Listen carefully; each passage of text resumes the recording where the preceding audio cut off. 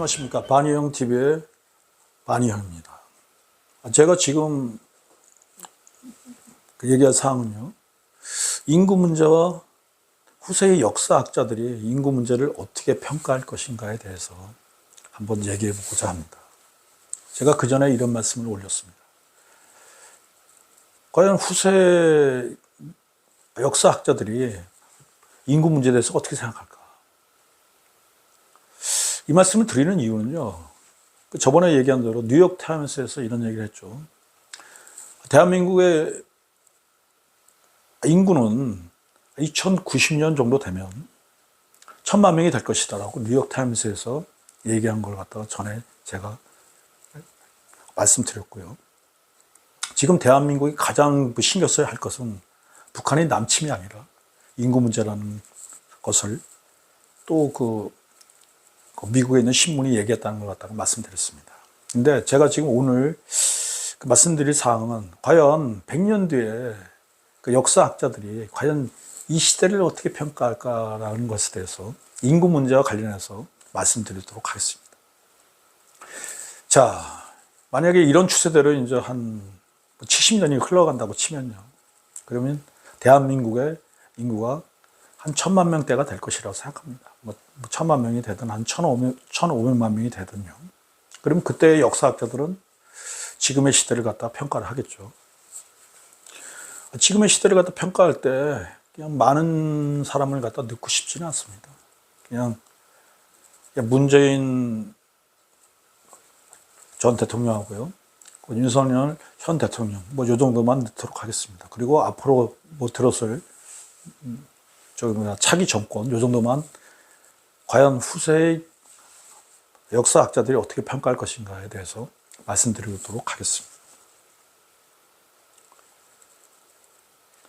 후세의 역사 학자들은요, 흐름을 봅니다. 그러니까 그 사람이 어떤 생활을 했는지, 그 사람이 무슨 일을 했는지, 그거에 대해서는, 그러니까 사생활에 대해서는 별로 신경을 잘 안 씁니다. 역사 학자들은요. 그러니까 예를 들어서 우리가 박정희라는 인물을 평가할 때는요, 그 박정희라는 분의 사생활에 대해서는 별로 이렇게 얘기를 하지 않습니다.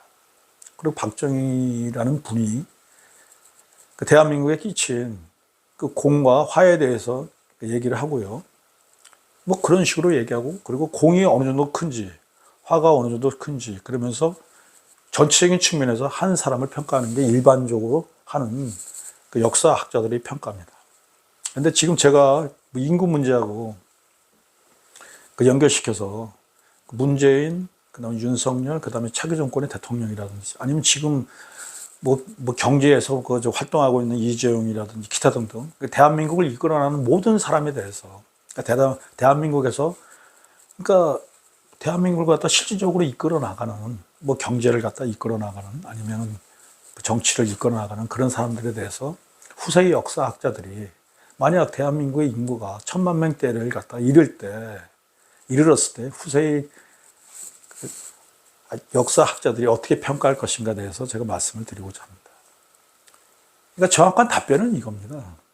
그러니까 문재인이나 윤석열이나 아니면 삼성전자의 이재용이나 똑같이 평가합니다. 그리고 앞으로 들어설 정권도요, 지금처럼 인구 문제에 대해서 아무 얘기를 안 한다고 그러면 후세의 역사학자들은 이렇게 평가할 겁니다. 그들은 인구 문제에 관심이 없었고, 그들은 민족의 문제에 관심이 없었고, 그들은 대한민국이라는 국가의 문제에 대해서 관심이 없었다. 그들이 오로지 추구한 것은 자기들의 욕망뿐이었다라고 아마 평가할 것입니다. 즉, 무슨 얘기인 거 아니에요?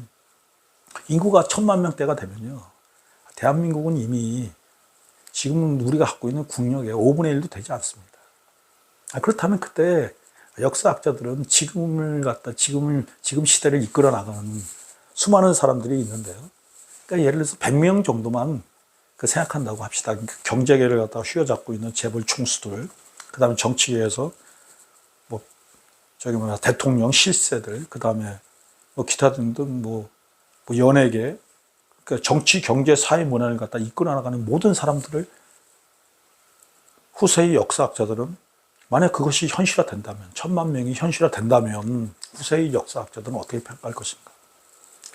후세의 역사학자들은요, 그분들을 평가조차도 하지 않습니다. 왜냐하면 아무런 존재 가치가 없기 때문입니다. 역사학자들이 보는 것은 한 가지입니다.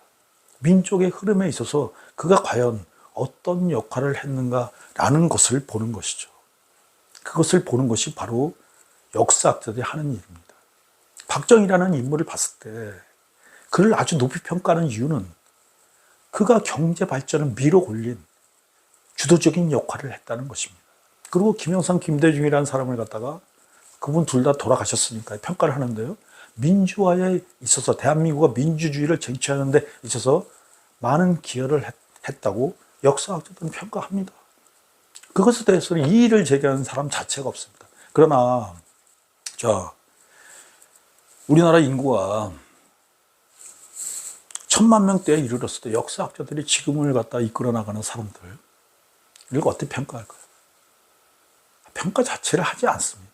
아마 평가를 한다면 자신의 욕망대로 살아갔던 사람이라고 평가할 겁니다. 제가 왜 이런 얘기를 하냐면요. 대통령도 인구 문제에 대해서 얘기를 안 해요. 저는 비판할 생각은 없습니다. 그러나 이제 슬슬 제가 한 달 됐기 때문에 그 본질적인 얘기를 좀 해야겠습니다. 왜냐하면 대한민국에 가장 많은 영향력을 행사하는 사람이 대통령인데요. 대통령이 인구 문제에 대해서 얘기를 안 해요. 아니, 지금은 인구 문제가 가장 소중하고 중요한 문제입니다. 지금처럼 인구 문제가 흐르게 되면 합기 출산율이 0.7에 이르는 이런 상황인데도 인구 문제에 대해서 얘기 안 한다고 그러면 그 사람은 대통령이 아니라고 생각합니다, 저는. 어떻게 그 사람이 대통령입니까? 대한민국에서 가장 중요한 문제가 뭡니까? 지금 현재 인구 문제 아닙니까? OECD 국가 중에서 1% 밑으로 떨어져가지고 처참한 합계 출산을 갖고 있는 대한민국의 현재 상황에 대해서 대통령이 얘기를 안 해요. 근데 윤석열 대통령도 얘기를 안 하지만 문재인 대통령도 얘기를 안 했습니다. 가끔씩 한마디씩 하지만 그거는 얘기하는 게 아닙니다. 국민 앞에 계속적으로 반복적으로 얘기를 해야 됩니다. 그게 지도자의 면모가 아니겠습니까? 그러니 후세의 역사학자들은 문재인이나 윤석열에 대해서 별로 관심도 안 가질 겁니다. 그 두 사람을 같이 묶을 겁니다. 어떻게 해요? 민족이 몰락하는데 기여한 사람들이라고 틀림없이 얘기할 겁니다. 지금 현재 진보 세력이나 보수 세력도 마찬가지입니다. 진보나 보수에서도요, 인구 문제에 대해서 아무 얘기 안 합니다. 그럼 역사학자들이 지금의 진보 세력이나 보수 세력에 대해서 어떻게 얘기를 하겠습니까? 그냥 국가가 몰락해 가는데, 민족이 몰락하는데 어떤 역할도 수행하지 않은 당파적인 이익을 가진 집단이라는 표현을 쓰게 될 것입니다. 이 점을 명심해야 됩니다. 진보를 좋아하는 사람도요, 보수를 좋아하는 사람도요, 이 점을 명심해야 돼요. 당신들이 인구 문제에 대해서 지금 아무 말도 하지 않는 이런 상황 속에서 후세의 역사학자들은 진보 세력을 구성하고 있는 사람들, 그 다음에 보수 세력을 구성하고 있는 사람들을 당파적 이익과 자기의 욕망을 위해서 살았던 사람들이라고 그렇게 비판할 것입니다. 내가 이 점에 대해서는 분명히 얘기합니다. 역사학자들은 그렇게 평가를 해요. 그러므로 제가 이런 말씀을 드리는 이유는 지금 당장 얘기를 해야 됩니다. 대통령도요, 인구 문제에 대해서 얘기를 해야 되고요. 국민의힘도 인구 문제에 대해서 얘기를 해야 되고요. 민주당도 인구 문제에 대해서 얘기를 해야 되고요. 그리고 진보편에 서 있는 분들도요, 인구 문제에서 얘기를 해야 됩니다. 그리고 보수편에 서 있는 사람들도 인구 문제에서 얘기를 해야 됩니다. 그래야지 후세의 역사학자들이 그분들을 평가하기를 이렇게 평가할 겁니다. 기울어가는 인구 문제에 대해서 그나마 국가와 민족을 갖다가 지키기 위해서 노력했던 분들이다. 왜냐? 지금 현재 대한민국 한민족에서 가장 중요한 것이 인구 문제이기 때문에 그 문제를 갖다가 지키기 위해서 그나마라도 노력했던 분이라고 평가할 것입니다. 인구 문제를 갖다 막지 못한다 할지라도 그것에 대해서 자기의 모든 것을 갖다가 다 바친다고 그러면 그 사람이야말로 나중에 역사학자들이 엄청나게 평가할 것입니다. 지금 언론에서도 얘기 안 해요. 정치, 경제, 사회, 문화를 갖다 통틀어서 제가 너무나 억울하고 답답한 게 무엇이냐면 아무도 인구 문제에 대해서 얘기하지 않습니다. 정치인도 얘기 안 하고 경제인도 얘기 안 하고 뭐 방송계에 있는 사람들도 얘기 안 해요. 인구 문제에서 얘기 안 해요.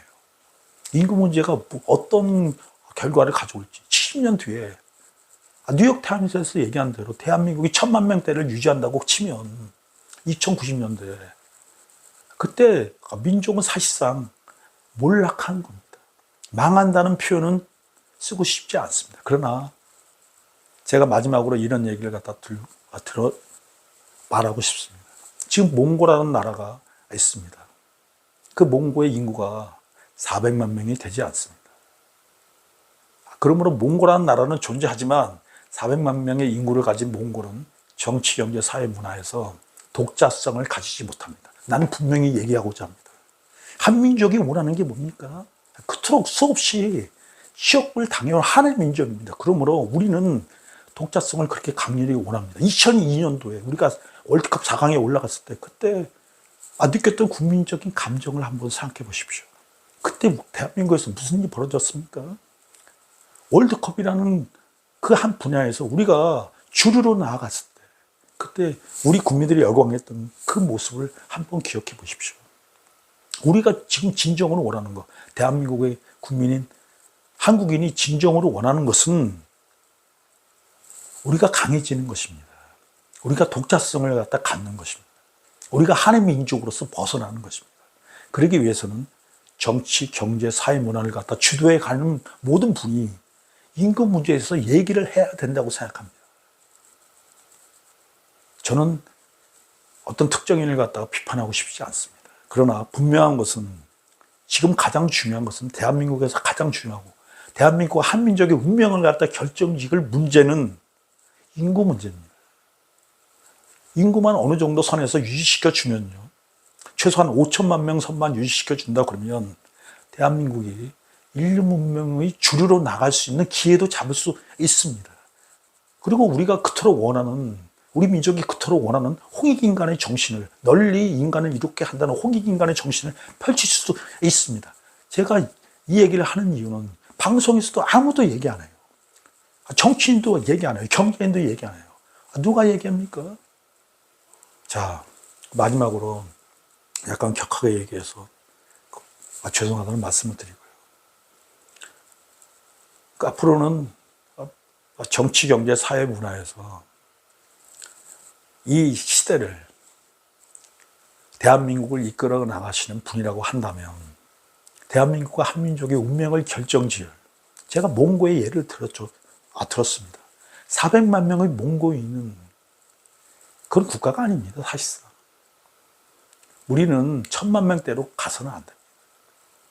우리는 5천만 명의 인구를 유지해야 한다. 최소한 5천만 명의 인구를 유지해야만 우리가 그토록 원하는 한의 민족을 벗어날 수 있고 우리 독자성을 가질 수 있다고 생각합니다. 예, 이 정도 선에서 끝내겠습니다. 고맙습니다.